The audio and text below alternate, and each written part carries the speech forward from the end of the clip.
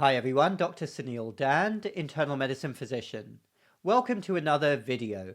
Well, the US election is now imminent, and I want to look at this from the perspective of the health and well-being of the population and the metabolic health catastrophe. And I do mean catastrophe because truly no country has ever faced anything like this in the whole of history. And as I mentioned in my last video, on a note of optimism, I believe that the pendulum will always swing back eventually, but the question is, how far does it go towards the bad before it swings back? Eventually, the country and the health establishment will come to its senses and they will realize what's happened.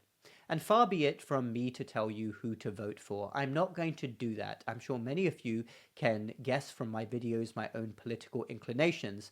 But what I would ask you to do is also think about the election from the perspective of the health and well-being of hundreds of millions of people, and which political party and which group of politicians is more likely to seriously address this and be less aligned with the current establishment that simply wants to profit off this, because we've never seen anything like this catastrophe. I came to the United States over 15 years ago. Things were not good at that time. Obviously, Americans for a long time, a few decades, have been known for getting more unhealthy and more obese, but things have got extraordinarily bad over the last few years in a variety of different ways. I mean, look around you, walking in America, in any shopping mall, walk into a Target or a Walmart, and look at what adults and children now look like. And this is not a cosmetic issue, this is a health issue. Soaring rates of obesity and people being overweight, the official statistic is now we're hitting almost 80% of the population being overweight or obese. In some states, it's over 50% being obese. I'm talking about obese and not overweight. And the establishment believes that the answer, the current medical establishment thinks that the answer is to simply go down the big pharma route, inject more people, starting with teenagers. Absolutely ludicrous. A few decades ago, the United States was widely thought of as being the most healthy country. If you saw any American overseas, they looked very healthy. That is now not the case. With the soaring rates of obesity, we've also seen parallel increases in diseases like type 2 diabetes, heart disease, other inflammatory disorders. And the number one reason for this has been a massive cultural shift, mainly with regards, obviously, to what people are eating. Currently, over 75% of all calorie intake in the United States is from ultra-processed foods, what I call Franken Foods. People were not eating these foods a few decades ago. People had a much cleaner, real food diet. But nowadays, people are eating these processed foods.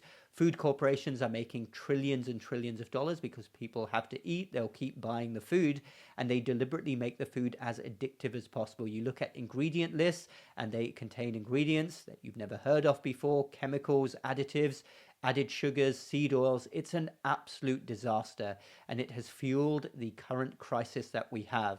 And I know that many people overseas may not understand this because America may not project this image, but you have to come to America to actually see what's happening in adults and children. It is a true tragedy.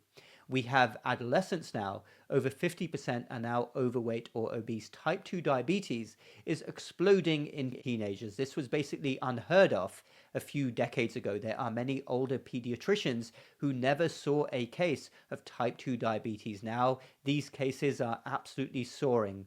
We have babies being born with metabolic syndrome and fatty liver disease. Go figure.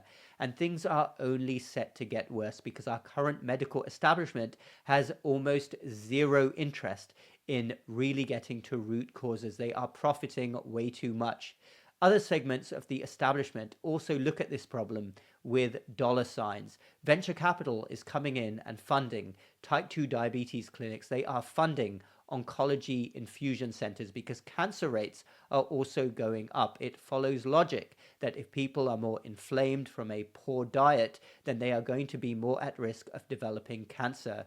But sadly, huge segments of the establishment are looking at this with dollar signs in their eyes. We have tens of millions of people who are what I call zombified right now because they are loaded up with pharmaceutical products. Pharmaceutical companies have more influence than ever on Capitol Hill in Washington, D.C. Turn on cable TV TV. Thankfully, I cancelled my cable TV subscription a couple of years ago, one of the best things I ever did. But if you have the misfortune of watching cable TV, you will realize that almost every single ad now is often from a pharmaceutical company. These companies are absolutely out of control. Pharmaceutical advertising needs to be banned like it is in almost every other country. We cannot continue down this route. People are getting so sick.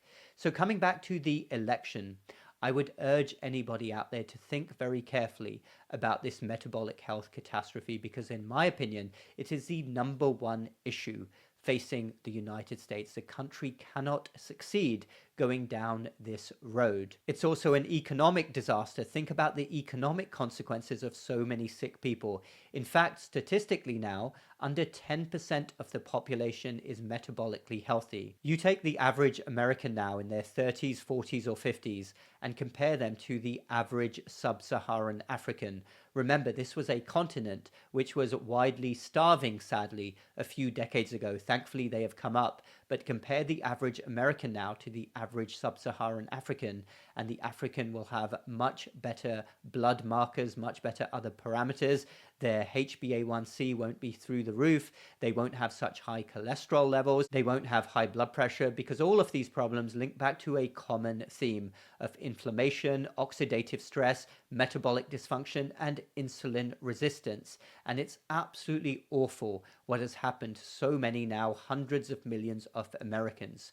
So when you cast your vote, I would urge you to think very carefully about this. Look carefully at what the politicians are saying. Look at the political platforms of each party. Which party is more likely to be aligned with Big Pharma? Which political party has more people speaking up for the true health and well-being of the population and doesn't want to go down the pharmaceutical route of trying to fix things, which only makes things worse? Look at what's happened. Every single year, people are more loaded up with pharmaceutical products, and these include not just physical disease ailments, but also mental health conditions, which are going through the roof. We are truly on the wrong path, so do think very carefully about which political party and which politicians are more likely to seriously address this issue. That's all I would say for that. If you really care for the country, like I said in my last video, I don't think if the wrong party wins the election, according to whatever your political beliefs are, that it's going to be the end of the country.